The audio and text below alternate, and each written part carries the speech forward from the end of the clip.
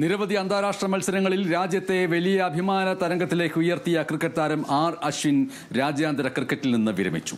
Border Gavaskar trophy പരമ്പരയ്ക്കിടെയാണ് അശ്വിന്റെ അപ്രതീക്ഷിതമായ വിരമിക്കൽ.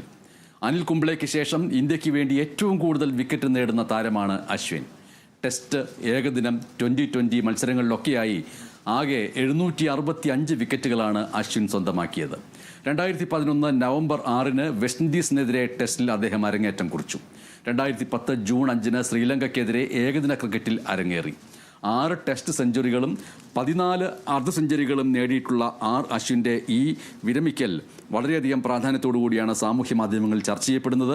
ഒരു വ്യക്തി എഴുതിയിരിക്കുന്ന കുറിപ്പിലെ ചില വാക്യങ്ങൾ ഇവിടെ സൂചിപ്പിക്കാം. രോഹിത്തും കോഹ്ലിയും ഒരുമിച്ച് റിട്ടയർ ചെയ്താൽ പോലും ഇത്രയും വിഷമം തോന്നില്ലായിരുന്നു. കാരണം അശ്വിനെ പോലെ ഒരു പോസിറ്റീവ് ഇൻറ്റൻ്റ് ഉള്ള കളിക്കാരന് ഇനിയും ഇന്ത്യൻ ടെസ്റ്റ് ക്രിക്കറ്റിൽ ഇടമുണ്ട്.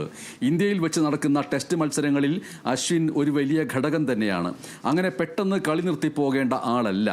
എന്തൊക്കെയോ പൊട്ടിത്തെറി അവിടെ കണ്ടു. ഡഗ്ഔട്ടിൽ ഗംഭീറിനോട് വിരൽ ചൂണ്ടി സംസാരിക്കുന്നതും കോഹ്ലിയെ കെട്ടിപ്പിടിച്ച് കരയുന്നതും അങ്ങനെ പലതരം എക്സ്പ്രഷൻസിലൂടെ അശ്വിൻ കടന്നു പോകുന്നത് കണ്ടു. അശ്വിനെ പോലെ ഒരു ലെജൻഡറി പ്ലെയറിനെ ഇങ്ങനെ പകുതി വഴിയിൽ ഇറക്കി വിടുന്നതല്ല മാന്യത. ഇന്ത്യയിൽ വെച്ച് നടക്കുന്ന ഒരു ടെസ്റ്റ് മത്സരം അശ്വിൻ്റെ വിടവാങ്ങൽ മത്സരമായി മാറ്റാമായിരുന്നു എന്ന് അദ്ദേഹത്തിൻ്റെ ഈ കുറിപ്പിൽ സൂചിപ്പിക്കുന്നു. എന്തായാലും വലിയൊരു സ്പിൻ മാജിക് യുഗമാണ് അശ്വിനിലൂടെ അവസാനിക്കുന്നത്.